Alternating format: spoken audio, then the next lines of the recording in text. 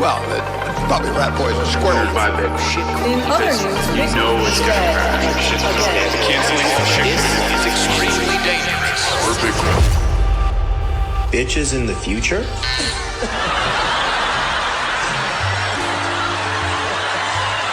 This is Wheel of Fortune, y'all! Bitcoin is the future. Cultish fucking psychopaths, fake but they recycle that. Flood us with these lies, we ignore it, then we cycle back. To this anchor, we are called a time chain, our minds break. In this rabbit hole so deep, we wide up our time frame. We just call it time preference, started with divine presence. Immaculate conception, shit posting is perfection. Dunking on central bankers, modern day money changes. Storm out the temple, got no use for they paper. Got no use for they paper. Paper. Got no use for they paper. Welcome to the Defend the Network podcast. This is Eastside Tony. I'm here with my co-producer, Real Richard, and we got Shane.K, aka Bako Bitcoiner 21 on Twitter. How y'all doing today, man? Not too bad. What's happening, guys? Thank you for having me. I'm just chilling, man. Having a good time. Yeah, so Richard dropped his video, The Remnant, the other day, and watching the video just reminded me of, something that Bitcoiners always say, which is Bitcoin is hope. And it was funny, Shane, because Richard dropped the video. I didn't even see the video. And the same day I posted, Bitcoin has never given me so much hope as that day. And like every day, Bitcoin gives me more and more hope. And what I mean by that is like, it's you people like you, Richard, people like you, Shane. It's the freaking Bitcoiners out there, bro, doing stuff, making stuff happen. Shout out to Andre. He was on the podcast last time. We had the West Oakland Youth Center. Dude, he got like heavy hitters in the game. Dread, KC, who was the other dude? The HRF guy. What's his name? Help me out here. Gladstein, Alex Gladstein. Sorry, Gladstein. Yeah, dude, he had these heavy hitters out in West Oakland, man, talking to the kids, showing the kids how to download wallets and use Bitcoin, man. And today's topic is going to be Bitcoin is hope. So Richard, what do you got to say about that? Well, first, I appreciate you just listening to the video. That's all I could ask for. But the fact that it affected you in a positive manner, that's dope. And I do love that whole concept of Bitcoin is hope because I know that's Michael Saylor's whole thing. He's been saying Bitcoin is hope. He owns a hope.com. And recently, in the last couple of months, I've been telling people, why do we talk about a Bitcoin standard? Why do we even talk about a transition? It's the fact that Bitcoin even exists. Why we're talking about moving past the fiat system and this current monetary system we are in. So yeah, it's just hope, and hope forwards a brighter orange future than what we have currently. Shane, can you give us a little bit about your background and how Bitcoin is hope affects you, or what do you think about that? Yeah. So for me, I just kind of started getting on my feet a couple of years ago. Chose a path, started drinking really heavy in high school, and just went really hard into the booze for a while, and started getting on my feet a few years ago. Started going to AA, got some help with the drinking issue, and then got sober for a couple of years, and it's really just kind of opened my eyes to life. And just one thing I remember, stumbling around in my drunken stupors. I just remember looking around at the homeless people up in Redding, California when I lived up there, and just everything going on in the Bay Area, all the homeless and stuff. And I just remember thinking like, man, life isn't meant to be this way. Why is it so difficult for people to get going? Why do people feel like it's so much easier to just give up and live life on the streets rather than try to be successful in life? And it just really, pondered my head for a while, and started getting on my feet, started, chasing that American dream. And the more I started chasing it, the more I kind of realized like, man, this American dream is really gone. And then COVID happened and everything. And then I felt the tyrannical thumb pressed down. And just, I really felt like, man, I don't know what my future is going to look like here. It was getting to a point where it's like, why raise a family in this and everything? And then got really wrapped into politics in 2020. And, things didn't go the way I was thinking. And my buddy told me about Bitcoin. And at a time where I didn't have any hope, the direction we were going, it was exactly what I needed at that time, because Bitcoin was a missing puzzle piece to fix a lot of our political situation that we're in. With quit printing money, quit sending money elsewhere. And it gave me a lot of hope for the future. And then I started going down the Bitcoin rabbit hole. And then it was just so eye-opening how many different directions Bitcoin can take you, and the benefits of so many different aspects of it. Whether it be the payments, the Lightning Network, what Bitcoin mining does for the energy sector, you name it. Bitcoin fixes this in so many different ways. And so I just started diving really heavy into it, and then started a Bitcoin meetup in Bakersfield, California. And which is how we met, by the way. I actually drove down from Bay Area to go down there. I didn't know it was your first one, man. I think you freaking blew it out the park, dude. I was so amazed. Yeah, and I appreciate you coming down. I remember thinking like, man, this is awesome. This dude's coming down from the Bay Area for this, and got to talking with you that night. We went to breakfast the next morning, you and your lady. So that was a great time, and it was great getting to know you. And I look forward to seeing you here in a month or so. And, it's just great that we've been able to build that connection just from you coming down for that. And that was awesome. Well, to touch on what you were saying, man, Bitcoin is basically the opposite of everything you were seeing out there, right? You were seeing everybody, not just getting by, but getting over on everybody else. You know what I mean? It's like, dude, it doesn't have to be like that, And yeah, I see the homelessness problem here in the Bay Area. I think San Jose was just named one of the most expensive places to live in the United States, or the most expensive place to live in the United States. And, it's getting pretty bad out here, man. And,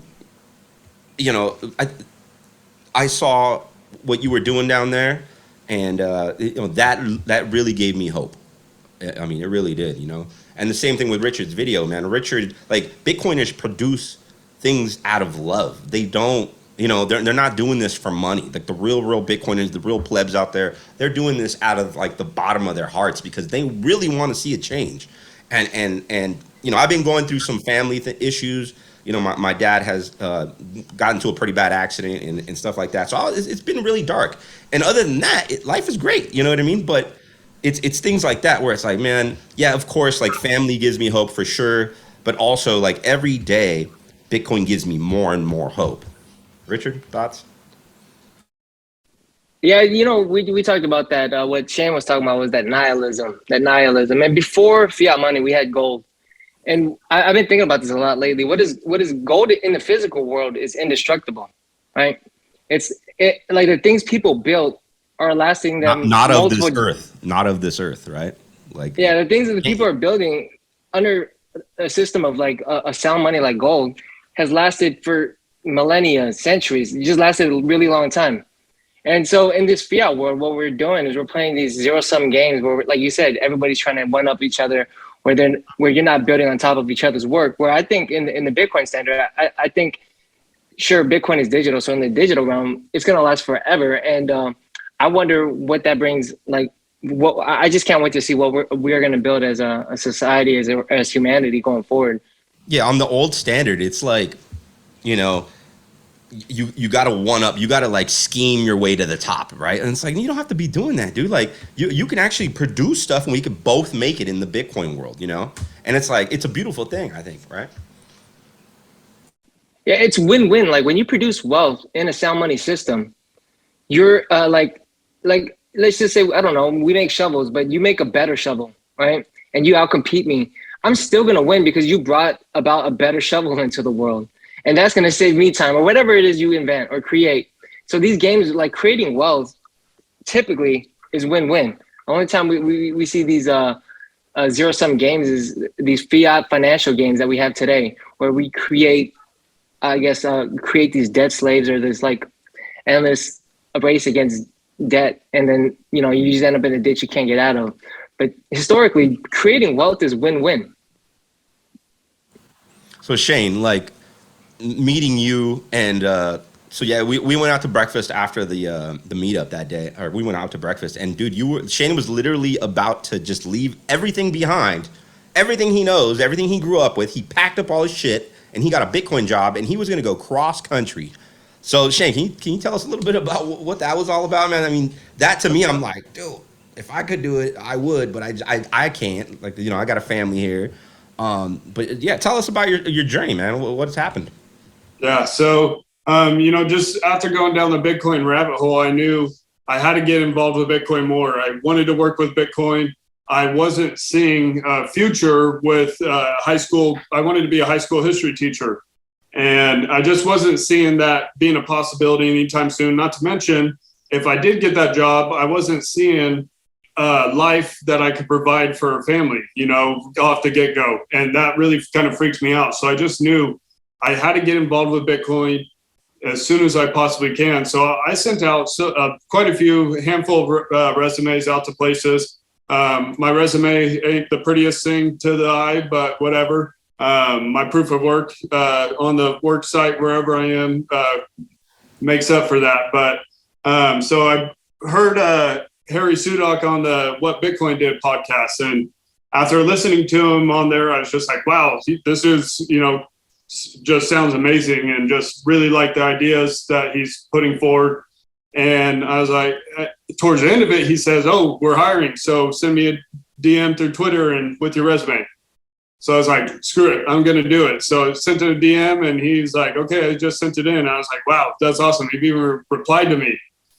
And so sure enough, had a couple of interviews through Zoom and decided to me and my lady, we're going to pack up and head to Knoxville, Tennessee from Bakersfield, California. And one of the things I told them, they wanted me there at work sooner, but I was like, well, I can't leave that soon because I'm having my first Bitcoin meetup. And so I was like, I will leave after that, but you know, this comes first. Like, I've been working really hard on this. And because we had CJ Wilson come down. So they're like, that's totally understandable. So shout out to Lengthwise Brewery and CJ Wilson, Brian Harrington, all those cats. What were you gonna ask, Richard? No, I just thought it was pretty cool. That's a cool story where, you know, you just shoot your shot and get your job and go get it. And so is that what you're doing now? You're working out there? Yeah.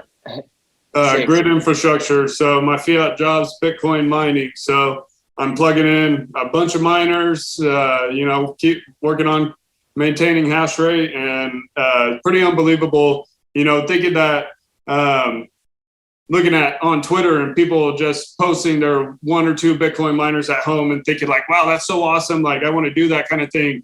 And now to think that, you know, I'm seeing tons and tons of miners every single day.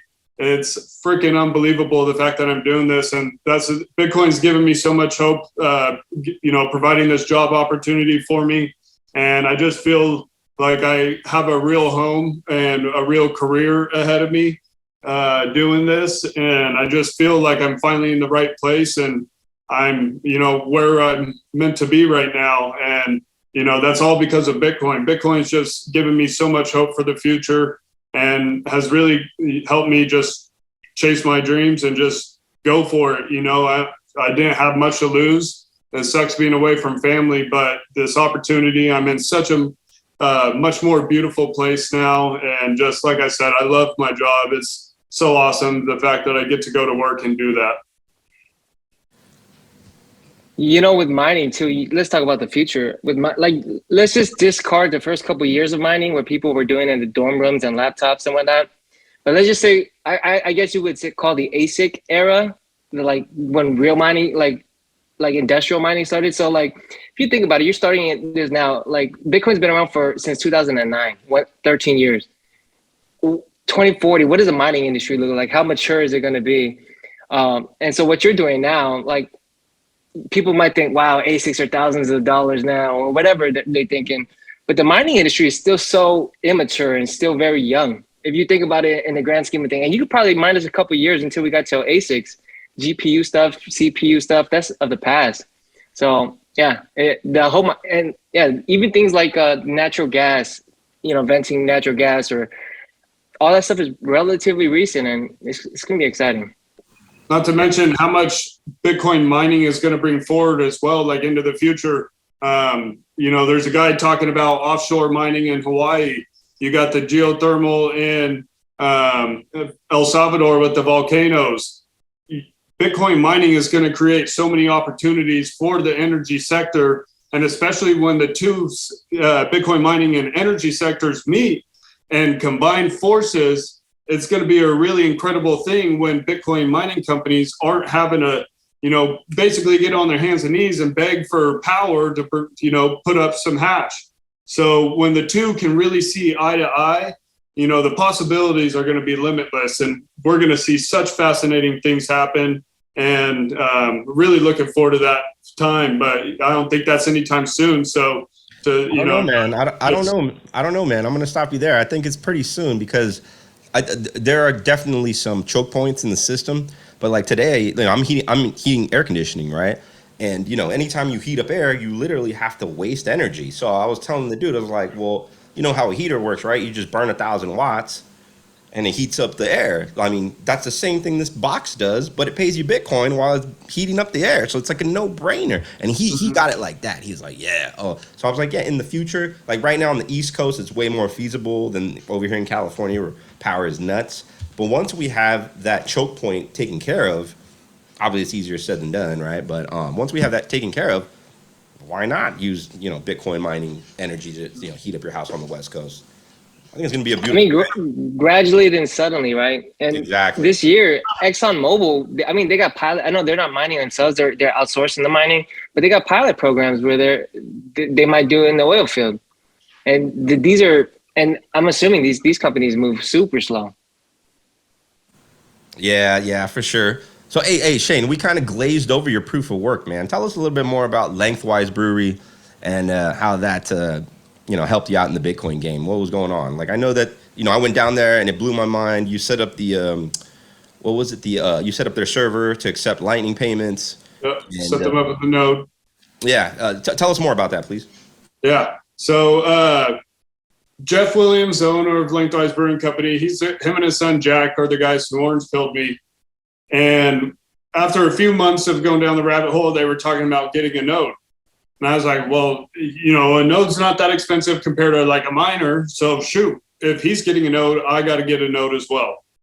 So I ended up buying one, but he never did. And I got it, and I'm like, well, I'm not going to let this go to waste. So I might as well learn something. So Bitcoin's my free time, my hobby, instead of video games or going out drinking, Bitcoin stuff, whatever. So I started doing the node and trying to learn as much as I can. I'm a non-techie person, so it was a little process at the beginning, but after a little bit of time and plenty of research, got a node running. And what setup did you use, by the way? I'm on Umbrel, so it just heard for the non-techie and just seemed the easiest route for myself. So I set them up with BTC Pay server, started messing around, and I sent the owner, Jeff, a video, and I was like, look, I did this kind of thing, just trying to kind of convince him, hey, I know what I'm doing here, and let's do it in the brewery now. So after a little bit of time, a few more things, Jeff what's the worst that can happen, right? Yeah. So he finally got ordered a node. We set it up in the brewery, and now the Lengthwise accepts Lightning payments. So they also did, right before that, they created a Bitcoin Hazy IPA. So we were able to do that, plus introduce the Lightning payments, and we just sticker bombed the heck out of the place, put flyers up everywhere. So every time people are going in there, man, they're getting touches. He's got a sign out on the main street. When you open the door handle, there's a sticker right there, Bitcoin accepted here. On the cash register, Bitcoin accepted here. A big banner in there. So set him up with that. And then we were able to do he also told me I could host a meetup at the brewery. So I got in contact with CJ Wilson and I hit him up, and I was like, hey, I'd love to have you here at this meetup. And so had him down, made a little stage and everything. And I got to pause you here. So Richard, this guy's meetup was straight up legit, bro. It's nothing like our meetup. So our meetup is just like ragtag, Bad News Bears. We're just going to meet up at the spot and drink. Dude, Shane, he got CJ Wilson. They had an agenda. They had the whole thing. I was like, bro, I was blown away. Shane, you guys did a great job, dude. Is it like a mini conference, like a little? Yeah, like a dude. mini? Okay. And I'm telling you, you go to the spot. They got Bitcoin stickers everywhere. Shout out to Jeff and the guys at Lengthwise Brewery. They already had the beer canned and everything, bro. It's a brewery. They had everything set up, and I'm just like, what's going on over here? Like, this is legit.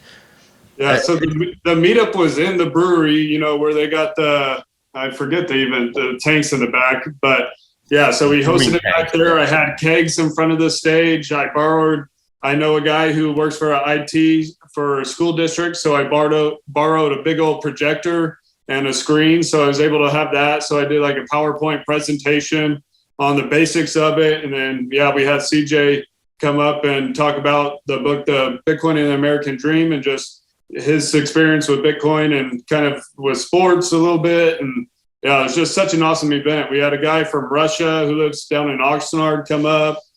Just some cool people ended up showing up. There's around like 60 people or so. So yeah, it was a great experience for sure. I remember your mom being blown away, like for sure. She was like, what's going, like what? I was like, dude, this is awesome, dude. Yeah. Tight.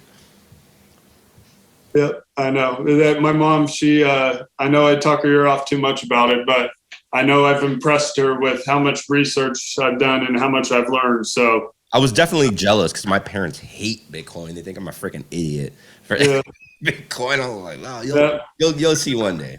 Yeah, I'm luckily my mom, I was able to kind of hit it with the freedom aspect of it all. And then especially like when the Canadian truckers were having issues, and it's kind of that helped Orange Pillar more. So my mom and I think similarly. And so it was fairly easy to kind of Orange Pillar, and especially with how much knowledge I learned. And the fact that Jeff, kind of is a guy who orange pilled me. He's a successful business owner, very humble guy. Like he's your next door neighbor that you wouldn't expect to be a brewery owner.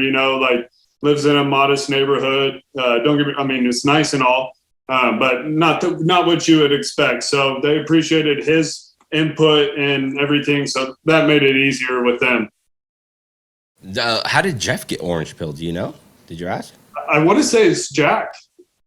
I want to say Jack orange pilled him. Which Jack? Maulers or? No, his boy. Oh, Jack Williams. I'm pretty sure Jack orange pilled him and his uncle.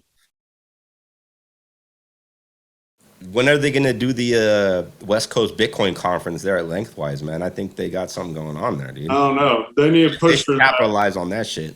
Yeah. Also, shout out to any Bitcoin investors that want to, help Jeff and Jack out with the beer. They already got the beer. They already got everything ready. Let's push that nationwide. People, come on. We need some investors. Come on. I know. It costs too much for them to ship cold beer across the nation. So not unless we got some Bitcoin investors. Well, the guys at Bitcoin Park and Bitcoin Commons in Austin, these guys need to try to make a deal with Jeff and just order like a pallet full of Bitcoin hazies. Just all it doesn't have to be. We don't have to ship it cold. Does it have to be cold? I don't know how that works. Does it have to be cold the whole way there? I don't know.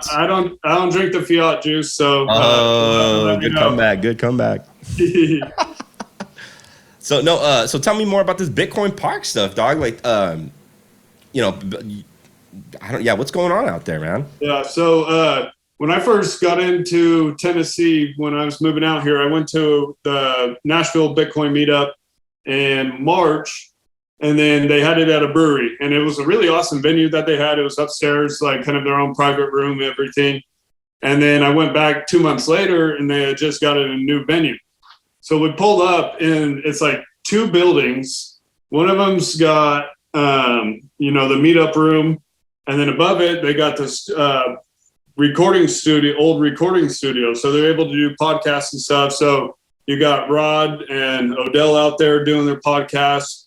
And so they got a really great studio doing that. And then the building right next to it, and it's all like in the same little area, gated area.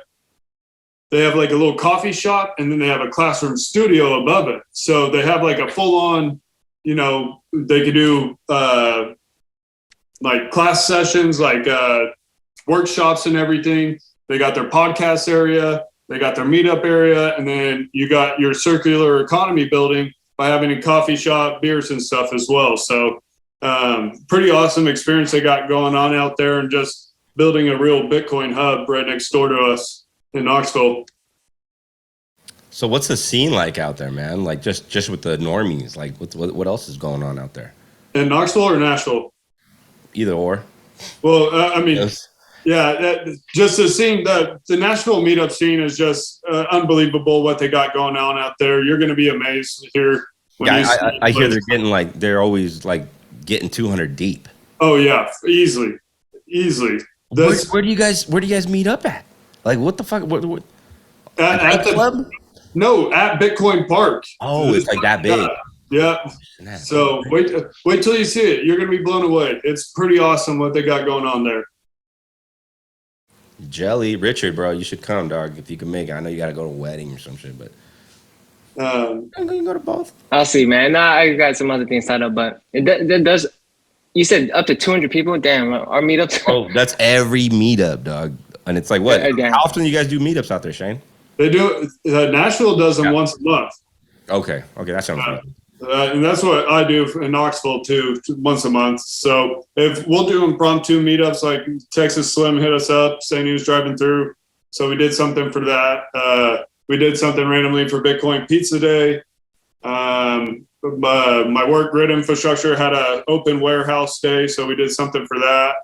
And then if anybody's traveling through Knoxville, you know, hit us up, Knoxville Bitcoin Network. And we will, you know, throw an impromptu meetup. It might just be a handful of guys, but, you know, we're always down to meet people traveling through. So it's happened a few times already, and we'll always do that for people. Yeah, I'm in that grassroots Bitcoin group, and like people hit me up like, "Hey, I'm in so-and-so town. Do you know of a Bitcoin meetup?" And it's like, I don't tell them that I'm in this group, but it's like, it's very handy because I'm like, hey, oh yeah, anybody know if there's a meetup in this area? And bam, like usually somebody will get back to me. And you know, talking to all you plebs out there, dude, like if there's no meetup in your area, start a meetup, people. Like if one person shows up, you guys are successful. Like it definitely, especially if you didn't have that one person before. Exactly, that's what I'm saying. Like it definitely will help you keep sane, right? Mm-hmm. And like you know, I definitely suggest it. Don't be shy. Go out there, meet people in real life. You know, get the hell off Twitter. You know, I love Twitter. I'm a Twitter guy, but for real, there's other things out there, and you know, just like the connection I made with Shane, dude. I drove freaking 3.5 hours down south, blown away, dude. Like it's a priceless connection, like a connection in real life. Tying this back to like Bitcoin gives me hope. Like these are people like I would have never met him if it wasn't for Bitcoin. You know what I mean? Richard too. You know what I mean? Like great. Yeah, the meetups in the Bay. Great people, bro. Go ahead, Rich. Yeah, I was saying like that's the dope thing about this bear market. Like I was canoe last bear market. I was a crypto bro last bear market, and the meetups I went to towards the end when it came down to like 4 or 5 people, it was always Bitcoiners. And then I still kept going. And then they eventually just grounded me down. I got on Twitter, and then I was like, huh. So when the price is dumping, the only people left are Bitcoiners. And this cycle, this bear market, I'm seeing it, like you said, get off Twitter, but that's where I'm finding out about these meetups is on Twitter. And so like this bear market, I mean, these meetups are just growing. Like you see it I'll see a random retweet from random city I never even heard of sometimes, you know? And there's just a bunch of them, and it's growing. Just touching on actual IRL meetups. If a shitcoiner comes to your meetup, all I gotta say is like, dude, there is a road to redemption, all right? Like I don't shitcoin, but I used to shitcoin. And, you know, a lot of people come into it, they're shitcoiners, and then I see people, like, start trying to pick on them in real life. It's like, bro, that's not cool, man. Like, hey, come on, don't be a bully. Don't be a dick. You know what I mean? Like, teach the person. You know, don't shoo them off just because they don't like your point of view. You know, I just believe in a road to redemption and teaching people, not just bullying people. I consider myself a toxic Bitcoin maximalist, for sure. So, you know, once I try to explain it to you and then you fucking push back, I'm going to get fucking toxic real quick, right? But before that, like, I'm going to try to, you know, teach you or bring you like, hey, guess what? You know, we don't want to hear about your shitcoin here. But guess what? You can still fucking eat with us, and you can listen to us, and you might pick something up, is what I'm trying to say. But don't fucking come over here shilling your shitcoin. Shane, what kind of shitcoinery tactics have you experienced in these Bitcoin meetups? Yeah, we give people an opportunity to open for discussion, and just people and then all of a sudden, go start talking about NFTs and stuff. And, it just is what it is. I'm grateful that they're at my meetup, and I find it as a great opportunity because if they're willing to come in person, and I let them know, when I start the meetup and we do our little presentation, whatever, I say, this is a Bitcoin focused meetup. If you're here to talk about other cryptos, we don't support that. However, in personal time, social time, I know plenty of us would be more than happy to have a discussion about why we feel Bitcoin is more superior than the rest of the crypto. And other than that, it doesn't happen too often. So every now and then people start talking about Ethereum, whatever, but it's not too frequently, so it's not too bad. But if they're coming to meetups, the organizers got to be somewhat civil and exactly. Like the other guys. Don't just off with their head. It's like no, you gotta first verify, right? Like, is this guy really? Does he not know what's going on at all? You know what I mean? Because if a person just doesn't know what's going on, and you're just attacking them, it's like, come on. But if it's actually like, hey, this guy's got somewhat of intellect and he kind of knows, he's shilling you something, like, yeah, get the fuck out of here, bro. We're not gonna hear that shit.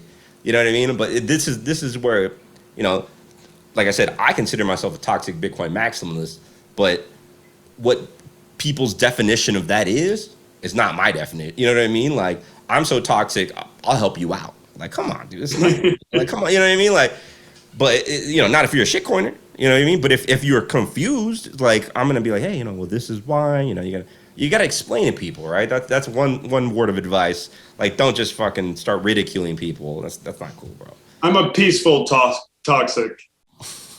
Mostly peaceful. Yeah. All right, so we got 7 minutes left on the struggle stream here with the free Zoom. Let's just round this off with going back to Bitcoin as hope. Shane, what brings you hope? As far as Bitcoin, just the fact that I can have a store value for the first time in my lifetime, that's been so obvious to me, and is something that, I can see progress in the generations to follow me.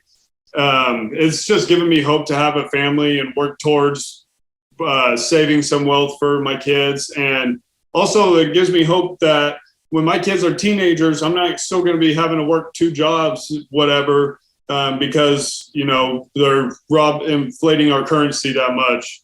And I just feel like I'm going to be able to have such a better life now because of Bitcoin's monetary policy and what that will do for the world. And just the fact that these third world countries that have been struggling for so long and just been under the oppressive thumb for decades and centuries, they have a fighting chance. The third world countries have the most incentive to get on Bitcoin first. And if they're able to onboard themselves and get on Bitcoin, create their own circular economies, and, the G7 countries are some of the last ones to get on board, how beautiful that these third world countries have a fighting chance for the first time in centuries, and, almost creates an even playing field for the future. And just, the innovations that are going to come with Bitcoin and what it's going to do for the world. And to think that people are going to really be put to the test. Is what I'm about to spend really worth spending these sats? Is this really worth separating with my Bitcoin? And the fact that there will only ever be 21 million, and you got, 51 millionaires in the world. You got 178 countries in the world. So many different things. And to think that it's going to be a battle for the 2 million, less than 2 million left, is going to be really crazy to go through. And just how quickly this is going to accelerate is going to be really fascinating. The fact that we get to sit back and watch everything happen this whole time. Richard, Yeah, what gives you, sorry, Richard, Yeah, what gives you hope? Yeah, in the lines of Bitcoin, one thing is just it's literally redefining words for me because of one word that has been coming to my head of recent is the word yield. And I know this is kind of like off topic with hope, but it kind of ties in because when we think of yield today, we're thinking of interest returns on this, on that. But I've recently been thinking about, because ever since I talked to you last weekend on hope and Bitcoin and whatnot, and I thought about yield. What does that even mean? Like, because I have an uncle, he helps build this temple in his community, and he invests all his time and effort into this. And what is that yielding? That's yielding a place for his family and the community to come worship. And then it made me think back even further, like the Sistine Chapel, like whoever invested in the Sistine Chapel is still yielding returns today. And so the concept of, that's why I brought it up earlier, like what are we going to build? And then what is that going to yield? Not in this fiat world where we're chasing 3% to beat the bond rate, or we're chasing this to beat the 10-year yield. I'm talking about real yield, like whether it be quality food, beautiful things in the world, bridges, whatever it is, the things that we're going to yield are going to last a very, very long time. And when we will probably won't be alive for that. But I mean, the fact that we help bootstrap something that enables that, to me, is mad hopeful. And that gives me hope. I just been thinking like really far out of recent times, and yeah, that gives me a lot of hope. Yeah, thinking for your future, and not just your future, but everybody's future, man. Like that's what brings me so much hope, is like the people in the freaking community, man. They're so out of this world. Like 10 years ago, if you would have asked me if these people existed, I said, fuck no, bro. Like everybody's out for themselves, and like I said in the beginning, a lot of people don't just try to get by, they try to get over on you, right? Because then they're ahead of you, and it's like, well, why you gotta do that, man? And in the fiat standard, I understand why they have to do that, because it's so fucking weighted towards the people that have the proof of fucking stake in the system, right? The people that stake their money in real estate and fucking stocks earlier in the game have a better return, well, hopefully better return, right? Because it's fucking rigged, dude. You're playing with the mob. Like, why would you go play card games with the mob, dude? It's all bad. You don't even play that fucking game. Opt out. Choose fucking Bitcoin. Bitcoin is equal and fair, and it's the first time in history that you can like see exactly what's going on in the market. Just shout out to all the freaking plebs out there, dude. Like, if you're listening to this, dude, go do something in your community that's not just gonna fucking help you, it's gonna help everybody in the community. Like, even if it's not about Bitcoin, you know what I mean? Like, just be a decent fucking human being. Like, it's a different standard. It's a different way of living. And yeah, dude, Bitcoin is hope. Every day I get more and more hope because of you freaking plebs out there doing the work, putting in the work, making it happen, man. All right. You guys want to wrap up with something else? We're good to go? Cheers to that. Cheers, man. Hey, Shane, thank you so much for joining us on the Defend the Network podcast. Richard. Nice meeting you, Shane. You as well. Yeah, my coworker, Richard, really quick, my coworker actually just introduced me to your music like 3 weeks ago. So, shut up, really? That's pretty awesome. So That's pretty like, awesome, check man. this out, the Proof of Life. He's like, oh, this is so sick. So we went more like proof of work sound bites in there. Damn. Okay. Yeah, if you haven't heard. Hey, you know what's crazy? Tony talks about the plebs, but every time I make these songs, because I do the songs and the videos, it feels like I'm collaborating with everything I've read. Everybody I've read, like whether it's Bitcoin Standard or whatever it is I've read in Bitcoin or listened to on podcasts. It feels like I'm collaborating with every single person that I've came across. Well, I dig it. So thanks, man. Thanks for listeing. That's all I can ask for. Thank you guys for listening. Everybody check out Real Richard and Shane Colts. Defend the network, y'all. Peace. Bitcoin is the future. Cultures fucking psychopaths, fake but they recycle that. Flood us with these lies, we ignore it, then we cycle back. To this anchor, we are called a time chain, our minds break. In this rabbit hole so deep, we wired up our time frame. We just call it time preference, started with divine presence. Immaculate conception, shit posting is profession. Dunking on central bankers, modern day money changes. Throw 'em out the temple, got no use for they paper. Got no use for they paper. Paper. Got no use for they paper. Modern day.